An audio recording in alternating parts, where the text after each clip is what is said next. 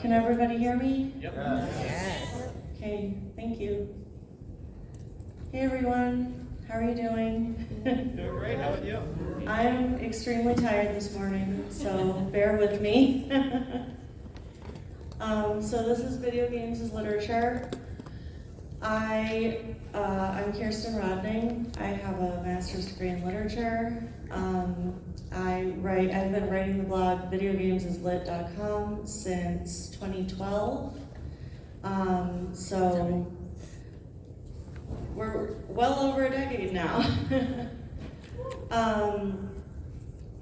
So has anybody come to my panel on video games as literature before?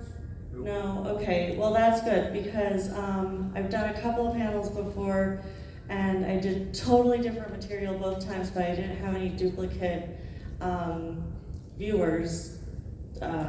So this time I just kind of mashed them together. So I took the good stuff from each one and left out the stuff that nobody cared about, so. All right, so I'm gonna start just by giving a little bit of explanation. What is video games as literature about? The blog looks at literary elements in games, narrative, plot, metaphors, literary references, and literature education is important. I haven't written anything about like Word Blaster or anything. Did anybody play Word Blaster? No, because those people did. But I do think literature education is important, even if it's not like the most, high quality literary game.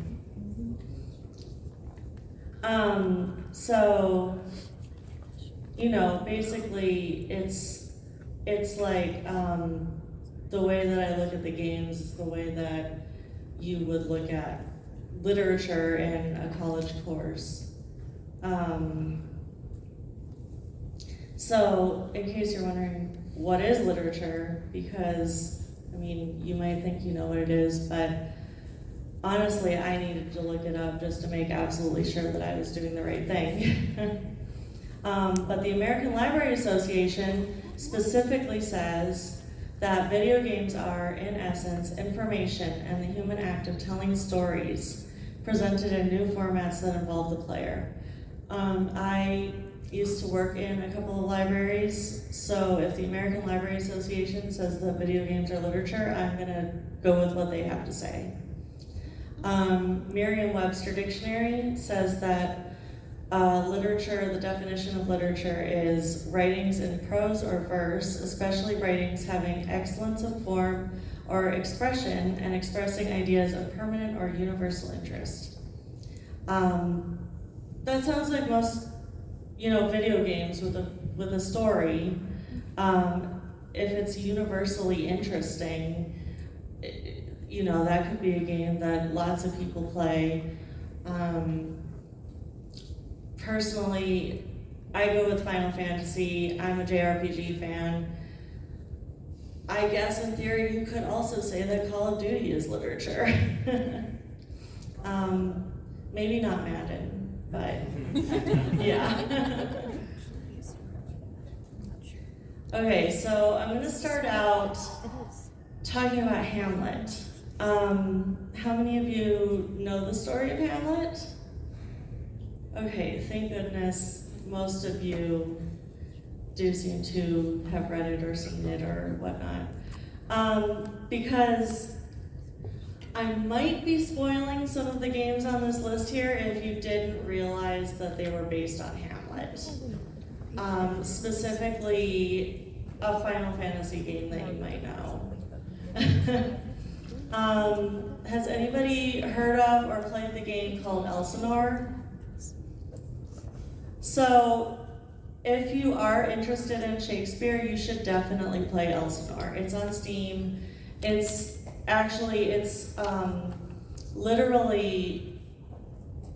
based on Hamlet. It's not like, some other games that I'm going to talk about in a minute. It's it takes place at Elsinore Castle, which is where Hamlet takes place. You play as Ophelia, and she's trying to figure out what's going, because she's like in the middle of the story, so she's trying to figure out what's going on here. If you know Hamlet, you know that people are dying, including Ophelia.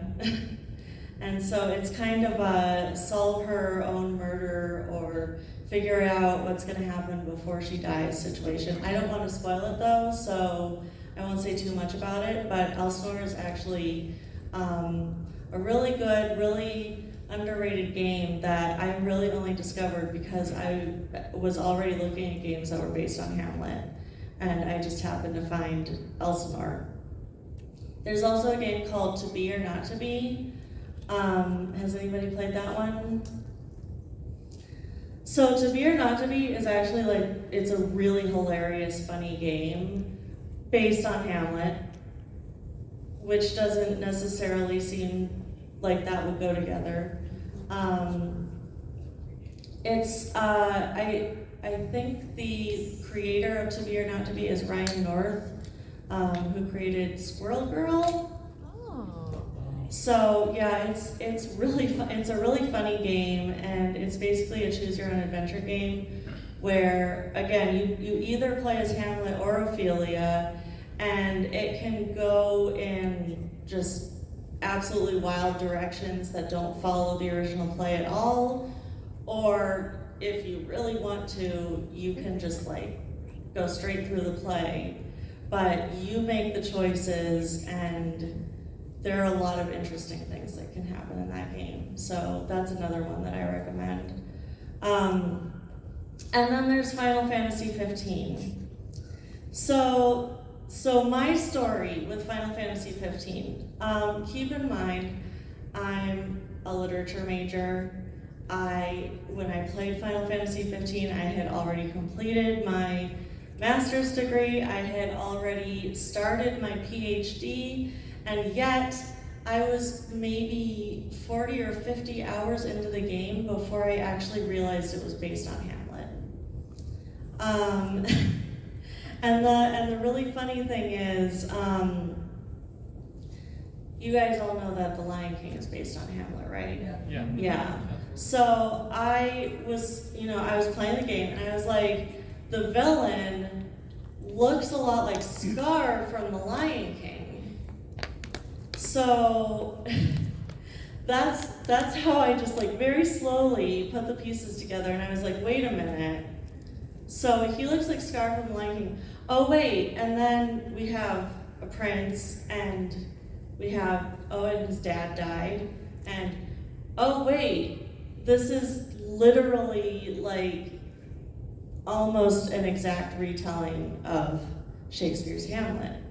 So as soon as I realized that, I put together a little, I pulled out my copy of my mom's copy of the Riverside Shakespeare, and I went through the cast of characters, and this is what I did. I figured out that the whole cast is in fact in the game, and I'm sorry if you haven't played it and now I've just spoiled it, but I won't tell you if it actually ends the same way that Hamlet does. But so here are the names of the actors. We have Hamlet here, son to the late king. Horatio, Rosencrantz, and Guildenstern, friends to Hamlet. Ophelia, betrothed to Hamlet. Laertes, brother to Ophelia. So if the game is recent in your mind, then you can see that these specific characters they're right there. And then we have Claudius, King of Denmark, brother to the late king. And then the ghost of Hamlet's father. And then I added the understudy for the part of Hamlet. If you play Tales of Graces, Richard is also very similar to Hamlet. He also has an uncle that he doesn't like, but otherwise the game really doesn't go in that direction. It's just like, they liked that one plot point, so. So yeah, I'm still discovering games that are based specifically on Hamlet. So that's why I titled this Hamlet the Genre, because I mean, there are other games that are based on other Shakespeare plays, yes, but usually if a video game is going to be based on Shakespeare, apparently Hamlet is the way to go. I want more games based on Macbeth. Yeah, well, yeah, have you played Red Dead Redemption 2? Not yet, but I definitely will now. Yeah. I'm not talking about that. Tragedy. Yeah. I don't have that in this presentation, but maybe next year. So then Final Fantasy IX, this one I wrote about like way back when I first started my blog. This was one of the very first things because Final Fantasy IX is my favorite game. So Final Fantasy IX is not based on Hamlet. However, it clearly pulls a lot of its influence from just Shakespeare in general. So if you played Final Fantasy IX, you probably remember at the very beginning of the game, the main characters are putting on a play. And the play is called I Want to Be Your Canary. And it's written by a fictional in-game playwright named Lord Avon. So this is clearly just Shakespeare because Shakespeare was from Stratford-upon-Avon. I don't really know where the title I Want to Be Your Canary comes from, but it's very creative. And then someone out there has an answer. Yeah. And then there's also a character named Puck. Puck is in A Midsummer Night's Dream, and he's like a fairy. He is a fairy, but he's also kind of like an impish character. And this Puck is a child. He's a young boy, and he certainly is very impish. And he's very cultured because he doesn't have any money, but he wants to go see the play, so he finds a way. They also, one of Shakespeare's favorite tropes is separated twins, or just twins in general. Shakespeare loved to write plays about twins. And without spoiling the game too much, there are definitely separated twins in this game. And then regicide, that is another of Shakespeare's favorite topics, killing kings. In this case, it's actually a queen, Queen Braun. So, well, and what I didn't say is I Want to Be Your Canary, it has a very Romeo and Juliet plot to it. So Final Fantasy IX is just a very Shakespearean game. And if you haven't played it, do. There are rumors that a remake or something might be coming, but I don't believe them until I hear from the source. So I hope though, because it's my very favorite game. And then Tales of Berseria. How many of you are familiar with the Tales series? How many of you have played? Okay. And have you played Tales of Berseria? Okay. All right, so Tales of Berseria, and it's actually a prequel to, shoot, which one is it? Zestiria. Okay. All of these words that are kind of not real words, they get mixed up in my head. But anyway, so Tales of Berseria and Tales of Zestiria are just kind of like Final Fantasy 15. They're based on Arthurian legends. very closely based. And just like Final Fantasy 15, it took me a really long time to figure this out. I wrote my thesis on Arthurian legends. And yet, you know, I'm playing this game and one of the characters is named Arthur, also known as Artorias. And I mean, it's extremely common to just name a character after King Arthur, but not go any further than that. So it took me a while to actually realize, oh wait, he is King Arthur, and all these other characters are actually also characters from Arthurian legends. So Velvet is the main character of Tales of Berseria. I did look up some other people's opinions online. I didn't see that many people talking about it, but I did see someone who said, I think she said that Velvet is supposed to be Morgan Le Fay. I don't agree with that, actually. So, if you are that person who wrote that blog post, it was very well thought out, but let's have a conversation because I don't actually agree. I think that Velvet is supposed to be sort of an amalgamation of Mordred and Morgause. So, if you know Arthurian legends, this is a family-friendly panel. But Mordred is King Arthur's son. Morgause is King Arthur's sister.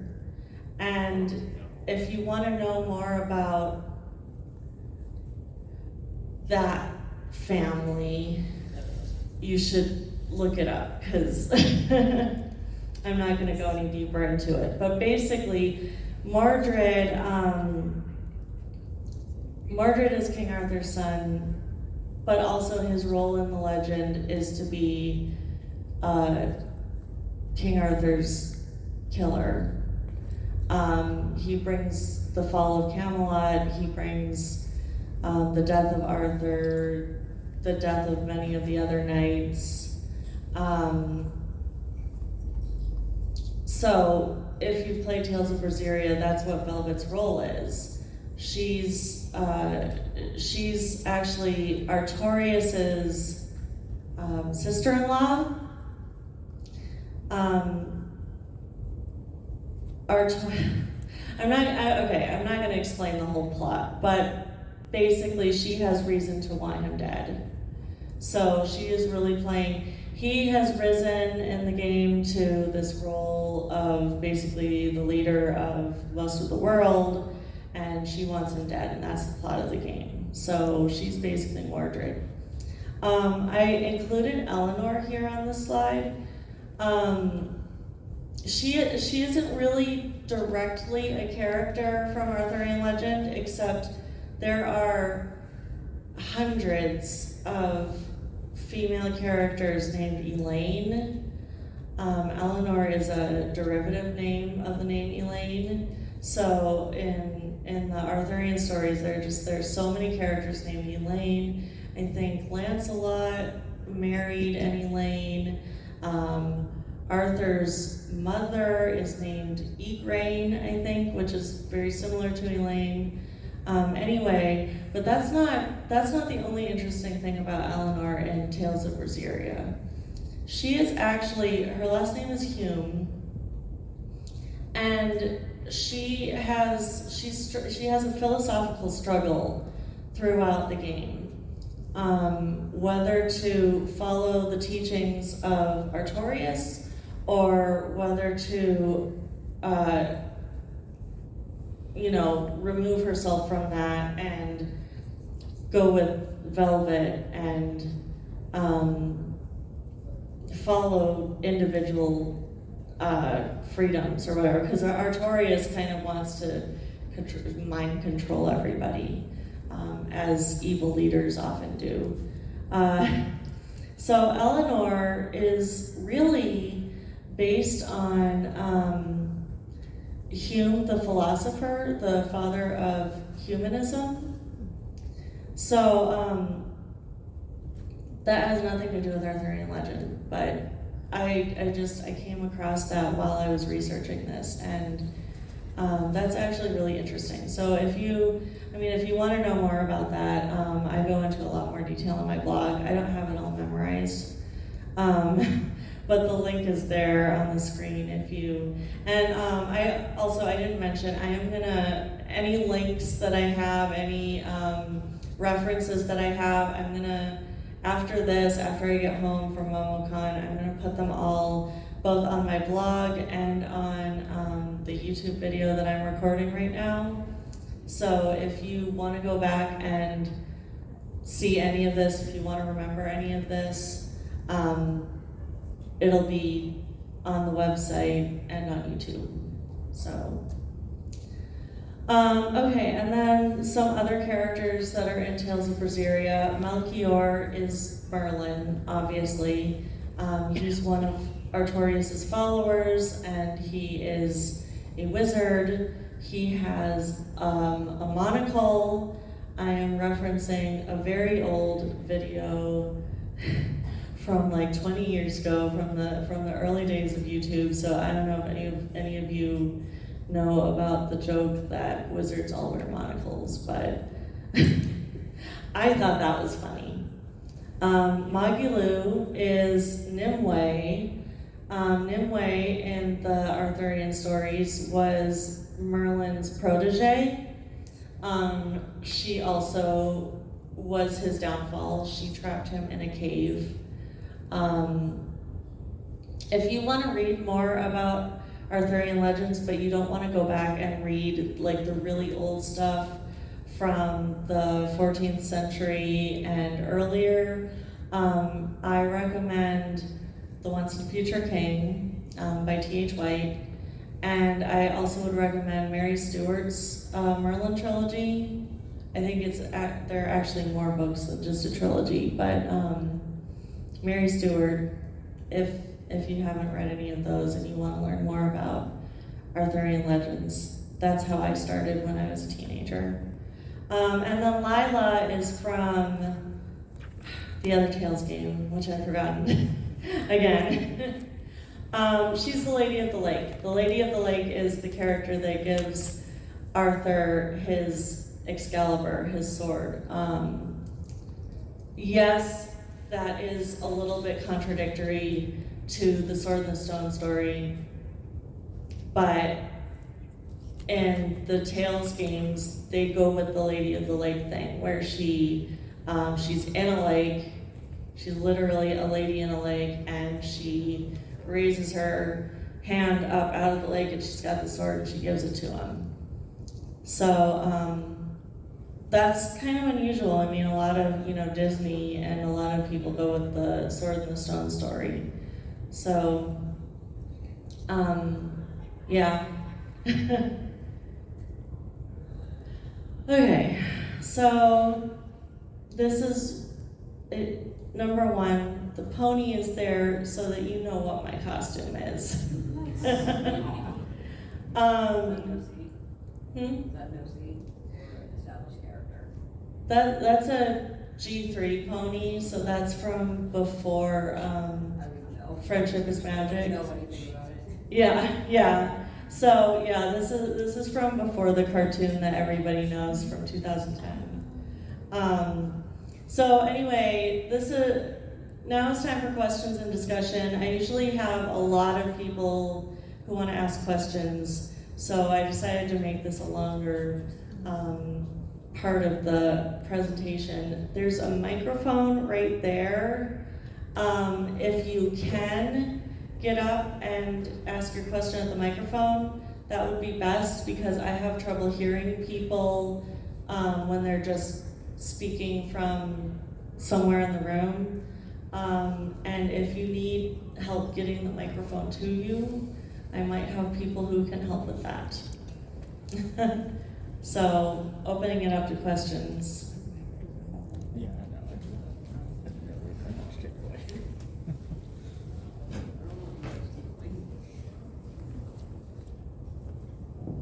Hello. Hello? Well, okay, so you're giving us Shakespeare, video games doing Shakespeare, and video games doing the Arthurian legends. Are there any, do you deal with original stories and their literary aspects in your blog? Yes, okay, so usually people seem to be really interested when I connect a game to an existing piece of literature, but many of my very favorite games are actually, really pieces of literature that stand alone, all by themselves. So one of the games that I've talked about in past panels is Shadow of the Colossus. So how many of you have played Shadow of the Colossus? Okay. So Shadow of the Colossus, that was one of the blog posts that I wrote long ago. I talked about how it's an example of postmodern literature, just all by itself. Postmodern literature it's a category that's kind of difficult to understand, and Shadow of the Colossus is kind of difficult to understand. But I mean, Shadow of the Colossus is such a moving game, even though there's very little dialogue. The story is mostly told through actions. It's just, I mean, to me, it's a really incredible game. The fact that, I mean, again, I don't want to give spoilers, but the fact that at first you're playing a game, you're gonna go take down the bosses, and then you realize that there's actually like really significant meaning to what your character is doing. Yeah, I mean, that's one example, but there are a lot of games that are they very much stand alone as pieces of literature. I recently watched, there's a Hideo Kojima documentary that just came out. Has anybody watched that? I didn't even know such a thing existed, but Yeah. I want Now I'm gonna. It just came out, I'm a yeah. huge Kojima fan. Yeah, so, and it talks about how Hideo Kojima, I mean, it is very like, it praises him quite a bit. It doesn't critique him that much, but that's okay. I mean, he's worthy of a lot of praise. But it talks about how he's like the preeminent storyteller of the video game medium, and mostly, I mean, I wouldn't say that he's the only director that's telling important stories, but I definitely would say that his games are, especially the Metal Gear Solid, the early Metal Gear Solid games that he actually created, I must specify, they were ahead of their time, and literature, even if their stories are a little bit difficult to understand, definitely literature. Well, because Shakespeare was popular, I mean, it was popular entertainment. Oh yeah, Shakespeare. Nobody became literature after years and years of study. The only reason that we even know Shakespeare now is because he was the thing at the time. Kojima at the time. The definitive bard. What was that? The definitive bard. Right. Yeah. Like Steven Spielberg or something. Yeah. What was your question? So, while you were talking about the Arthurian legend connections in Tales of Berseria, I haven't played that yet, but I did make a connection about a potential Arthurian legend reference in my favorite game of all time, Dragon Age Origins. Okay, that's one of my favorites too. Yes. So yeah, you probably know what I'm talking about. Just potential references involving the characters Alistair and Morrigan. right. Just respectively the illegitimate son of the country's rightful king with with a mage woman named Morrigan, and also the fact that Morrigan and Velvet have very similar character designs. Yeah. Just black hair, golden eyes, and black and magenta outfit color scheme. Mhm. Just, I don't know if I'm reaching here, but just realizing that connection and thinking like, hang on, I think I'm onto something. Oh, well, yeah, no, definitely. I mean, okay, remember I said I'm really tired. So what are the knights in that game called again? Are you referring to The the- wardens. Yeah, Yeah, the not the Grey Wardens. Templars, but the wardens. Yeah, the Grey Yeah. Wardens. Yeah, they could be considered kind of a darker version of the Knights of the Round Table. Ooh, I really like where you're going with this. Yeah, I mean, because of course, and this isn't really a huge spoiler because it's within the first, hour Still, of the though, game. it's an early game twist. Like, Well, yeah. don't take that out of the experience. Don't take that out of the Okay, all experience. right. Anybody I who won't say hasn't it, but played it. it is dark. The game's fantastic. It goes on sale for like $5 on Steam regularly. I highly recommend it. And the fourth game should be coming out soon. We might finally hopefully. we might finally get a reveal in like 2 weeks. Yeah. I'm even cosplaying one of the minor characters right now. Oh yeah. Who? Yes, finally, somebody who didn't mistake me for Gale from Baldur's Gate 3. I don't have the face. recognize him and I want to feed him his teeth. I didn't hear. No! Who is it? Who are you cosplaying? A minor character named Jowen. Okay, yeah. There's a specific reason. I even have a blood magic knife prop. I always play as a mage. Like Yes, I'm base taste. scared to play as the other character types. So yeah. But yeah, also Dragon Age Origins has very strong influences from Celtic mythology. Yes. So, I mean,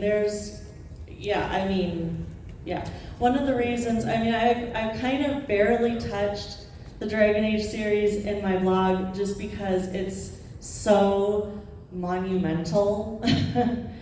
There's just so much that I could talk about. What was that? Take it slowly, do it piece by piece. Right, yeah. I have talked quite a bit about Mass Effect in my blog, which, is connected to Dragon Age, but the Dragon Age series is definitely one of my favorites, and there's just so much. And a lot of other people have talked about it and have written. I'm sure there are a lot of scholarly papers on Dragon Age. So, do we have another question?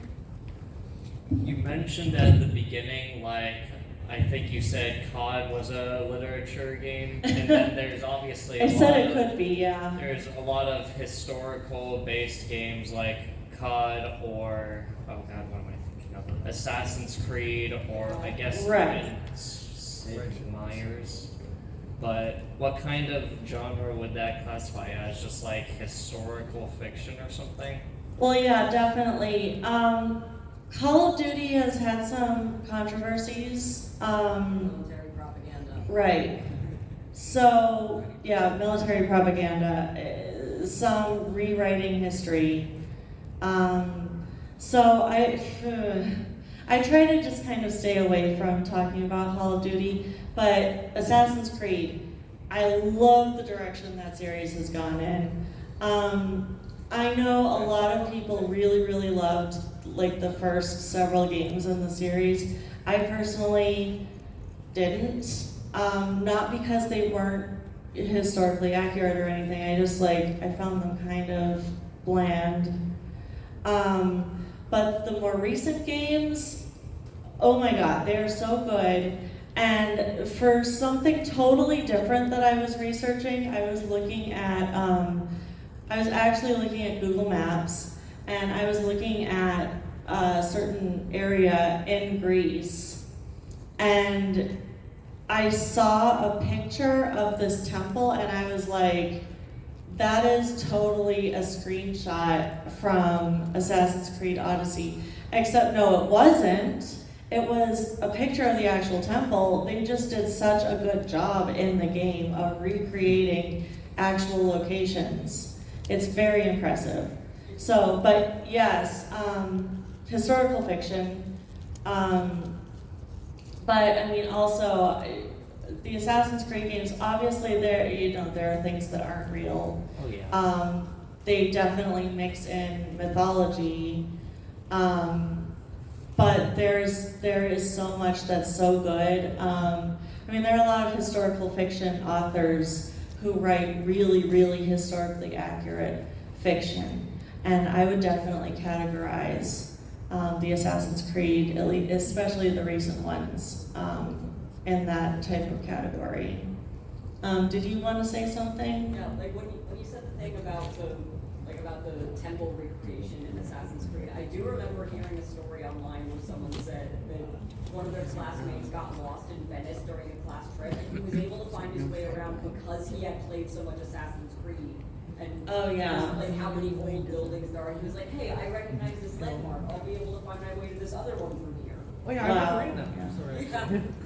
Well, and there are also I love that level of attention to detail so much. It just Mhm. makes me go wild.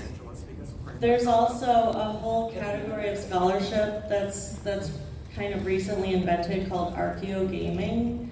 And that's not what I write about, but I definitely like follow the people that do that. It's extremely interesting, and they are mostly, I mean, they talk about Tomb Raider a lot also, but they're mostly into the Assassin's Creed games. And like, I can't really speak on it because it's not my specific area of study, but if you want to look up archaeogaming, it's an extremely interesting topic. Hi, so I am a game developer, and one of the largest inspirations I've had as a game developer, especially for like considering video games as a form of literature and a form of art, though my largest inspirations were definitely Undertale and Xenoblade Chronicles. So I was wondering like what your opinions on those were, because they're both like franchises of incredible literary significance, especially with their what's the word I'm looking for here, the way they delve into gothic and modernist themes sorry, I'm not good with words, and I'm also a little bit tired. I'm unfortunate. Yeah, that's okay. But the way that they incorporate those, while also alluding to other incredible works, both in literary history and in video game history, I was wondering what your opinions on those are, if you've played them. Okay, so Undertale, I know I needed to play it years ago, but I just haven't gotten around to playing that yet. I know everybody tells me over and over again, I've got to play that game. I hear a lot about it. I know it's an extremely intricate game. From what I hear, it's like stories within stories. Sort of. It is essentially there's two different stories depending on the route you play. One of them is much more narrative driven, and the other is much more meta-narrative driven. I like to consider the meta-narrative as the one that the game is more truly about. It is essentially a critique on the way we consume media, and it is something that has been surprisingly unexplored in video game history. So Okay, I do think I've seen papers, like scholarly articles that were written on that. I definitely need to get into it. I have it, I just haven't played it yet. And then the other one was, you said Xenoblade Chronicles? yes. So, I also have that one. I haven't played that series yet. I have the first one. I did play Xenogears, and I played, what was it, Xenosaga? Yes. I know they're only like very, very loosely connected. But again, the Xenoblade series is one of those ones that it's very much like at the top of my list. I just haven't gotten to it yet. I was busy putting like 500 hours into Assassin's Creed Odyssey, so But I'm definitely going to get to those, and like I'm sure there's a lot of scholarly literature out there about both of those games. I'm pretty sure I've seen some articles that you could look up. I also have a bibliography on my blog. It's kind of old. I haven't updated it recently, but I try to keep a lot of relevant things that other people have written on that bibliography, because I frequently have students contact me and say, where should I start with my research?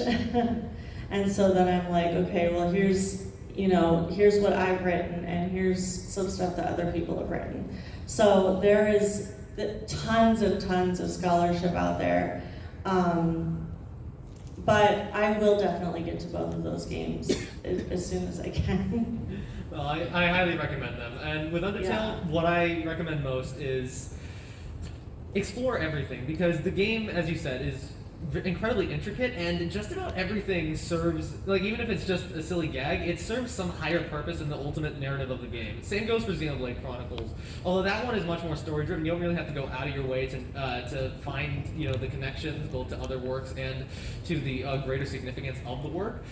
I think that Xenoblade Chronicles, especially the second and third installments in the series, are possibly some of the best works of literature in a video game medium that I have ever played. Wow, okay. Yeah, what you said about explore everything, like that's the reason that I haven't played every game in the world, because I do explore everything, and I'm literally like, running into corners in games and stuff just to see if there's something there. So, like I said, the 500 hours in Assassin's Creed, and it just went by really fast. I didn't even know I was doing that. I mean, God, I've played Skyrim way too many times. Way too many times. I don't need to play that game anymore, and yet I keep doing it. But I am definitely planning to play both of those games. They're really high on my list.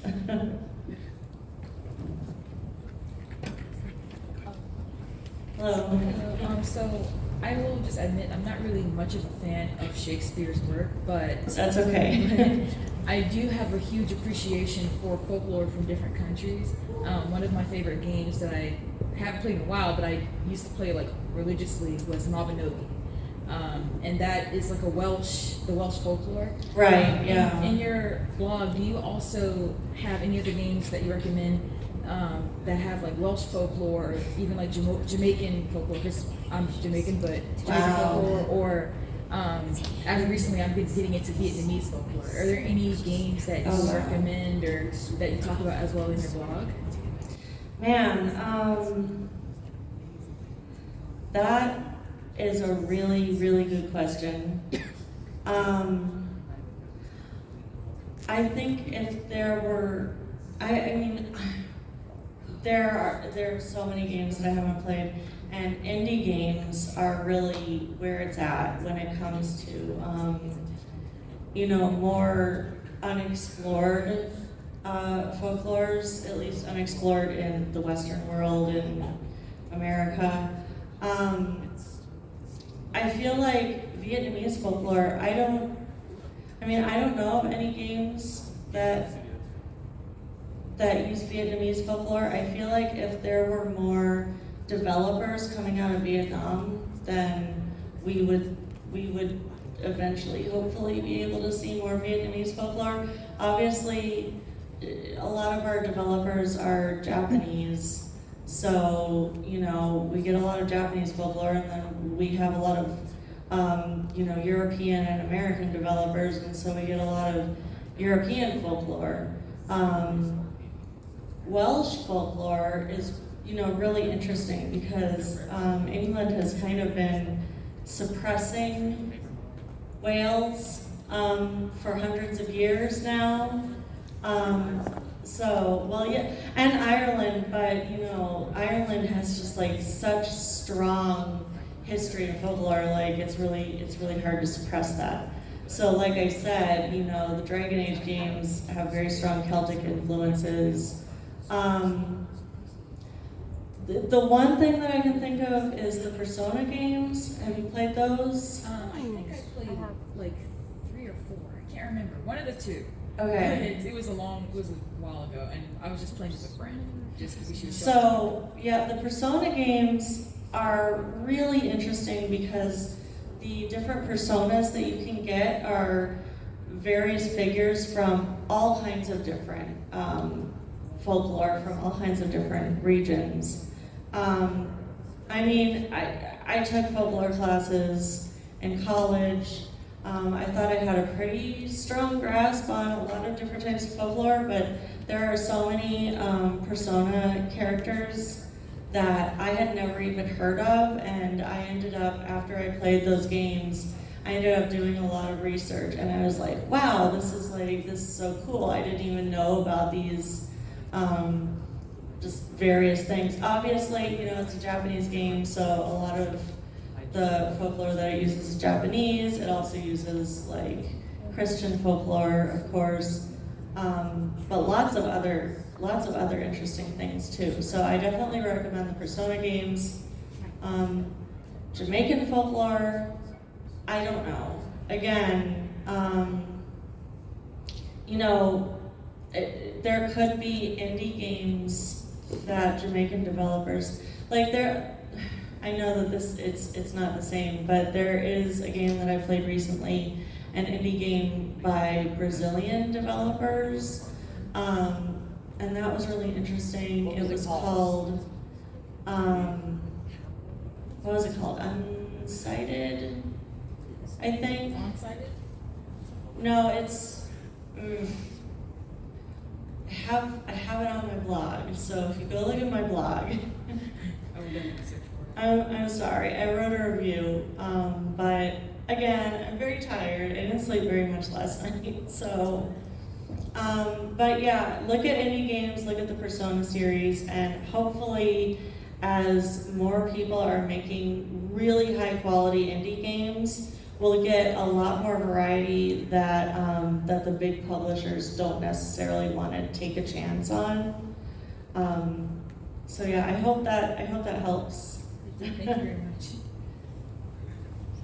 Okay, sorry, me again. Yeah, that's okay. But when you mentioned Persona, like that resulted in like some connections being made in my brain. And I was like, wait a second, hang on. So I'm not sure if this kind of literary reference is so obvious and so widespread that it's not worth mentioning, but my brain immediately made the connection. Works of literature based off of Journey to the West. Dragon Ball. Okay.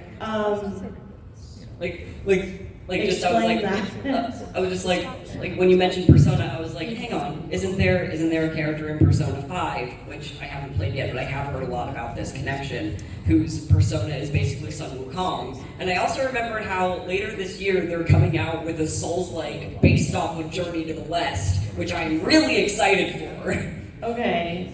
This is this a gap in my knowledge? Journey to the West? Yeah. Yes. It's a huge gap in my knowledge. That's a massive A very old piece of Chinese literature. Okay. It's like the first superhero kind of thing. Yeah. Did people say this is like Dragon Ball is based on this? Heavily. Because Very I just totally skipped Dragon Ball in my life, and I'm sorry for that. Journey to the West is arguably the most important piece of Asian fiction to exist. Okay. More important than Lady Murasaki? Yes. Okay. By a lot. I will look that up today. Yeah. Prepare No, yourself. but see, it's okay. It's I mean, I took classes on you know, Asian literature, but I did go to a school where most of my teachers were white, and that definitely makes a difference. Like, Yeah, I we really need understand. diversity in universities. So, okay, I will very much look into that. Yes, just Sun Wukong is probably one of the most iconic literary characters of all time. Yeah, So- is this, The Monkey King. right, I'm trying to remember which Persona character it is. Ryuji. Ryuji, okay, that's what I thought, yeah. Okay, Just, well, like, thank you for bringing that to my attention. yes, you're very welcome. Hey, Hello. I'm into this kind of stuff too, because I write as a hobby, because I'm poor. And one thing I've noticed is a lot of Western companies can't do Eldritch horror at all. It doesn't feel right when they do it, but From Software, the Dark Souls games, Elden Ring, Bloodborne, Sekiro to a little lesser extent, seem to have a perfect grasp on what makes Eldritch horror so good. Do you have any idea why that might be? Because I can't figure it out. This madness is the best. okay, so what I will say is that long ago, long ago, when I was in undergraduate school, I wrote a paper on works of literature that were influenced by H.P. Lovecraft. That was early, little baby scholar me. How many years ago? That's a rude That's question. like asking someone's age. That's a rude question. No, it's okay. Like around, I mean in reference to what year was it and what works have come out since then. Right, okay, that's where I'm going with this, because it may have been multiple decades ago. So, so it was before Dark Souls, it was before Demon Souls, it was before, I think, well, I don't want to give the exact year, but definitely before Demon Souls. So this was little baby me learning about H.P. Lovecraft, and I had been going to Dragon Con for a few years. Lovecraft and Cthulhu were huge at Dragon Con at that time, and so I was I was all about this. I didn't know about all the racism at the time. I have grown and learned a lot since then, but when one of my early blog posts when I started my blog was sort of a follow-up to that paper that I had written in undergraduate school. And so I wrote about all these games that were influenced by Lovecraft specifically. And then years later, somebody said, "Why don't you have Bloodborne on this list?" And I was I didn't actually respond to it. I was just in my head. I was like, look at the date. Look at the date this was written. So, I can definitely acknowledge that the Soulsborne games are. What I will say is that I have to be honest and let you know that I haven't gotten very far in any of those games. I've tried. I've tried most of them. I think the only one I don't own is Dark Souls 3. But I've gotten to the first or second boss in most of them, and then That's fair. and then yeah. But no, I definitely can acknowledge that they're extremely good at what they do. Yeah, I think And sorry. well, and let me just say, and a lot of other games that try to do Eldritch horror are just silly. They're so silly. Like Elden Ring, I think, has the best example in the Frenzied Flame, because you can follow how it thinks and its logic, but its solution is sheer lunacy. Yeah. I think it has the perfect example, and it's just H.P. Lovecraft was a very racist Western man, but Japanese and Eastern folks seem to inherently understand it better than anyone I've seen on this side of the pond, as it were. I'm not Japanese and I haven't been to Japan, so I understand as much as I can. I try to do a lot of research, but if I haven't actually been in the culture, I can only learn so much. But there is the whole concept of kawaii. It's really not, I mean, a lot of Japanese people like to say that the Western impression of that term, kawaii or kawaii, yeah, I mean, yeah, a lot of those types of terms, we don't really understand it. Even if we think we understand it, we don't really understand what they mean when they use that term. It's like the way that we think we understand it is that it's like cute and cool at the same time. And then we think of like certain Sanrio characters, I guess, like Kuromi or you know, Hatsune Miku. But I definitely would never say that I definitely understand that term because I'm not part of the culture. So, you know, I guess you could bring that question to the people who actually made those games. Miyazaki does not talk about it, so I can't really ask him. Keep trying. As the man himself, anime was a mistake. The wrong Miyazaki, but I Right. understand. Okay, I'm just gonna switch the screen because it's almost time to be done, and I do have another panel today, so I want everybody to know about that. I'm going to be talking about disability representation in video games. I already have that one scheduled. Oh, good. Okay. So that's in room 207 at 7 o'clock tonight. Okay. Hi. First off, to answer an earlier question, Enslaved for the PS3 is a Journey to the West inspired game. I recommend it. I'm not sure if this is in the sphere of the discussion, but what are your opinions on video games, specific forms of writing where you'll get pieces of lore either through loading screens designated to whatever area or item, give you bits about the world, or perhaps like in a From Software game where you get little bits through item, what's it called? Item descriptions that give you bits about the world and everything. Right. I definitely appreciate that. The thing that annoys me is that they are basically, I mean, people can do whatever they want to do. They have freedom to play games however they want to play, but most people take that freedom and skip all that stuff. And I feel like they're just missing the whole point of the game when they do that.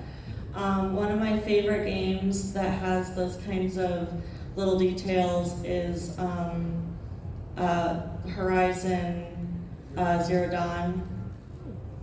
And I actually, okay, so this was something that I learned about not writing a blog post before I finished the game, because I thought I had figured out what was going on in that game, and I wrote this whole thing about it, and then I finished the game, and what I was writing was based on what I was being told in the I don't know if they use codex in that game, but you know, the codices and the little bits of lore, and I mean, I was just like so fascinated by what we were learning about what had happened in the past of that game.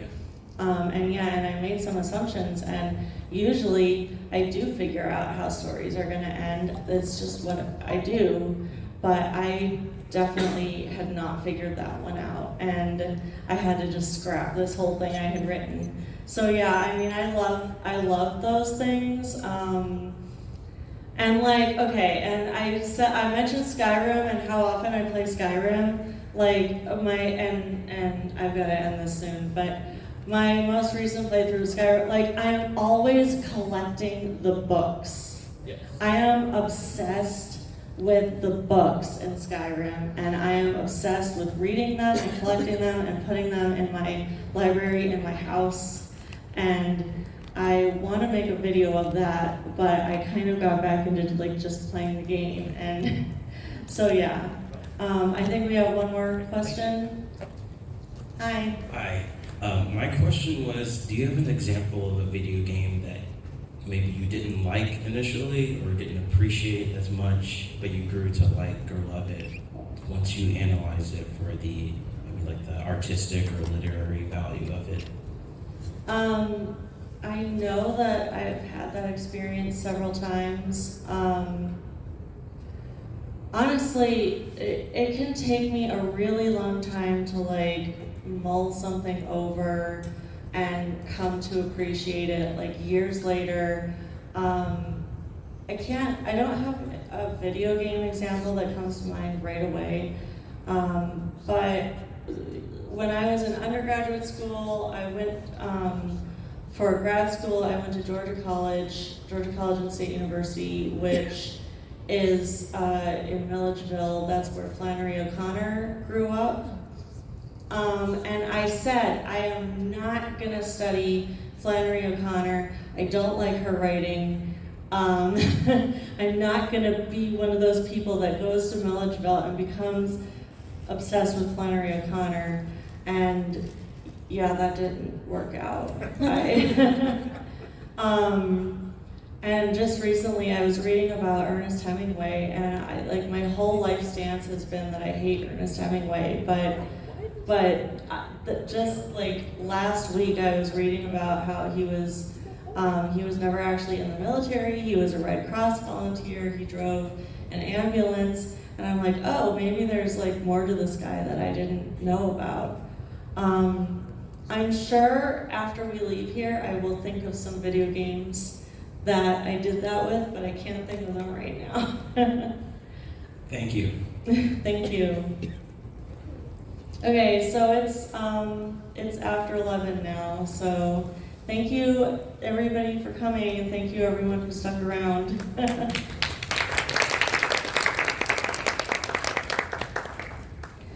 And yeah, if you're at all interested in disability representation, come to my 7 o'clock panel. Excuse me. Yes. Nice.